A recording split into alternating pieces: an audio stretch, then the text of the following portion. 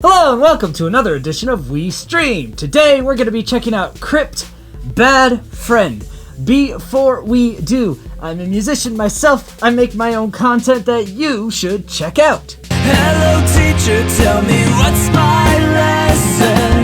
Look right through me, look right through me.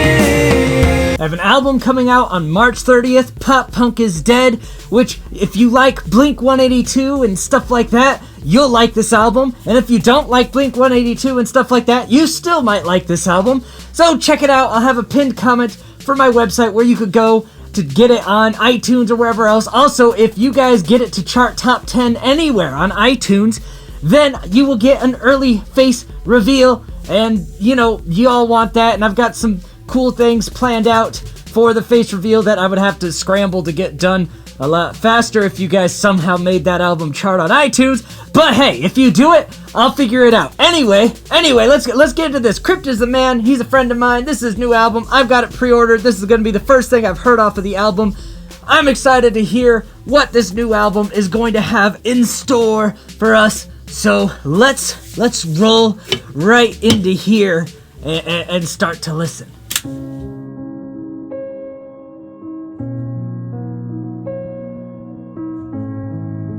Oh yeah, by the way, in case you don't know, this song has been touted as a very emotional ride, and that's what all the reactor thumbnails have said and stuff. So let's get ready for that. Wow.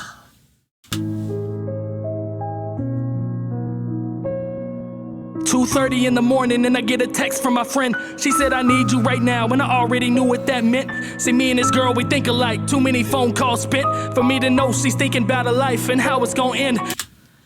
Alright, so he's talking about, like, he has a friend who struggles with depression and suicide, clearly. And she's calling him at 2 a.m. saying that she's going through some shit. So he's like, I know the drill for this. We know what's going on because we got them same brainy brain dues.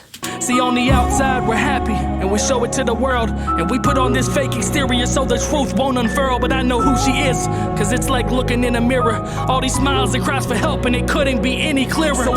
Yeah, see, I've always said the people who you should be the most worried about, that's probably the wrong terminology, but the people who are most likely to actually end their own lives are the people that most of the people who know this person wouldn't expect that. The people who are always constantly whining to everybody and posting how sad they are on every social media, everywhere, all the time. It comes from a completely different place than actually struggling from depression. I've made songs on this and talked about it before. You're not suicidal, you're sad. The people who are good at expressing joy to others, and then only a few small people in their circle knows what's actually going on in there, those are the ones that you need to check up on and say, how you doing, man? How you been? So I pick up the phone and call her as she answers through her cries. She's hyperventilating, telling me that she wants to die. My heart starts to race and my thoughts begin to blur. We're 9 hours apart, but I'm seconds from losing her.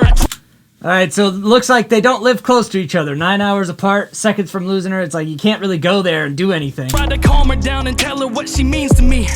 Even though we're new friends, she's seen a side that no one sees. Told her, listen to my breaths. I'm right here. Please breathe. You got so much left to do. Stay here. Don't leave. The way that this is structured and written has to be sticking very close to what actually happened, with very little being done to fit the rhymes or the feel of the song. Because this, it plays the way that this conversation goes, trying to talk someone off the ledge, literally and figuratively. The cries got even louder as the breaths got short. I told her, listen to my words as I fell down to the floor. Stay with me, I'm here, let it out, it's okay. Just cry till you can't cry, no more tears down your face. Yeah, and a lot of times that's solid advice. Like, just let the emotions out. If you're able to cry, which a lot of times the danger of depression is you're not even able to cry. You're not able to express it, so you just feel nothing. And that's usually the most dangerous point that suicide follows, is when you get to a stage of nothing. A lot of times when you're in an emotional state of sadness, you're not necessarily going to be able to follow through with suicide. Usually numbness is the most dangerous one, but if you're able to express it, like, yeah, the best thing you could do is express it. Don't get lost in it, but if you express it, your mind has a way of balancing itself back out, because a lot of times those spikes in anger or sadness, it's a chemical imbalance that's going too far one way, and so if you just let that run its course, it can start to balance you back out. So cry till you can cry no more is solid advice by the man Crypt. A couple minutes went by and the crying finally stopped. But not because she did, because the phone call dropped. I called her back quick, just hoping I'd hear hello, but I just kept getting met with the sounds of those dial tones. Yeah, and this is the part that's the dangerous part. Like, it's showing that she's like declining the call. This is the part when this person probably went from the crying, and then instead of that like crescendoing into a lull, it was probably like they just went to flat. And that's when I'm worried about where this song's about to go. I froze. What do you do in that moment? Do you call the police, or do you hope that she's over it? Get a hold of her parents and tell them the situation, just so they can pull her from college and end her aspirations. Leave it alone and hope it was just an escapade. Pray from a text from her in the morning saying that she's okay. Call anyone you know just to get paid. Pray from a text from her in the morning saying that she's okay. Call anyone you know just to make sure that she's alive. Ignore it completely and pray to God that she survived. I saw something there, Crypt, that distracted me.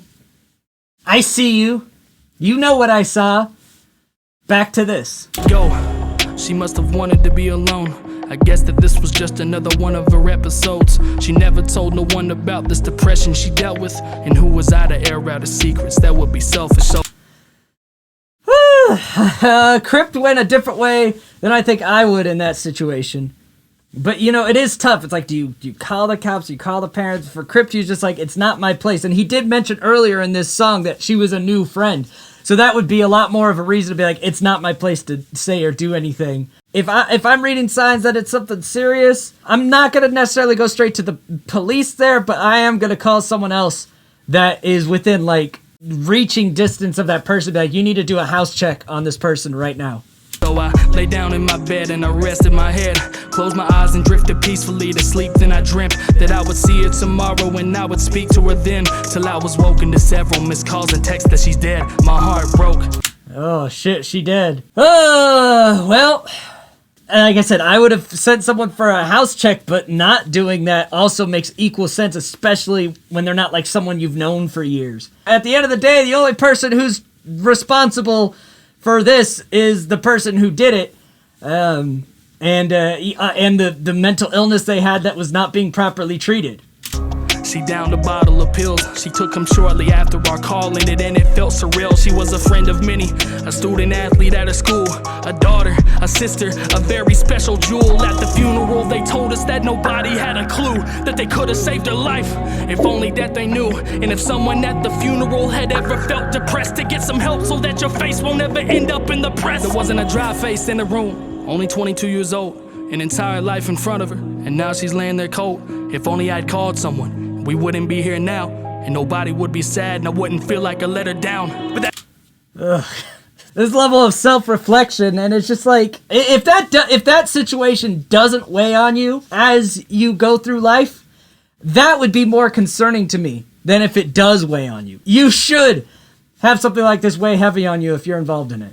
It sucks, but it is what it is. That's not what happened, cause instead of going to bed, I called every person I knew to check to make sure you weren't dead. I stayed up 7 hours praying every second of it, just hoping to get a text saying that you weren't heaven sent. But Okay, so I guess he's saying that she didn't die. Alright, there's a twist ending, let's go. instead of going to bed, I called every person I knew to check to make sure you weren't dead. I stayed up 7 hours praying every second of it, just hoping to get a text saying that you weren't heaven sent. But then I got it. You told me that I had no right and blocked me on everything, and we ain't talked since that night. Was I a bad friend? Options? I had none. I guess I'd rather be a bad friend than a sad one. Yo!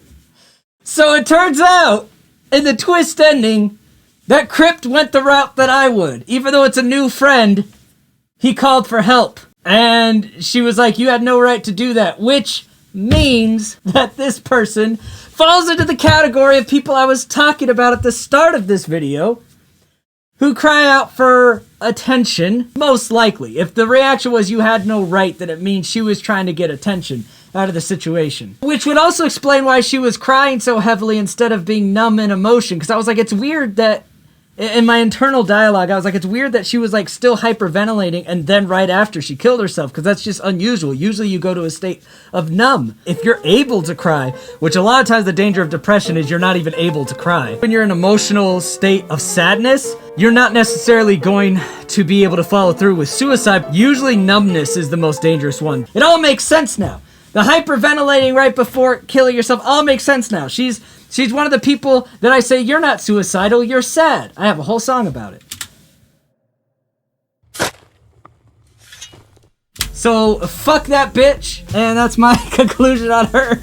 So, people like her, they're the reason that, one of the reasons that mental illness is so mishandled in our world. Because if she was actually truly suicidal and he called people who came there and she felt embarrassed and it was all stopped, she's not cutting him out. As someone who is that and has known many people like that, that's not the reaction you have when you have major depressive disorder and you go through suicidal episodes. Someone who genuinely tries to reach out, even if it makes things weird for you, you don't block them out, you don't dislike them. That is not the reaction that someone who is genuine about that is, but that is the reaction from someone who's being a drama queen.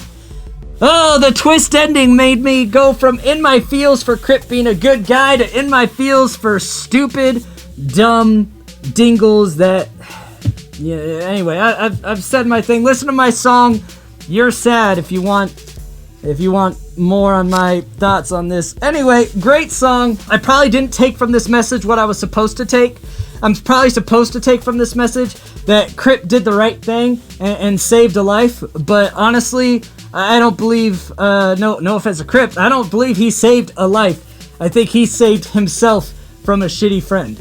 And until next time, I scheme, you scheme, we all scheme for ice cream. Bye!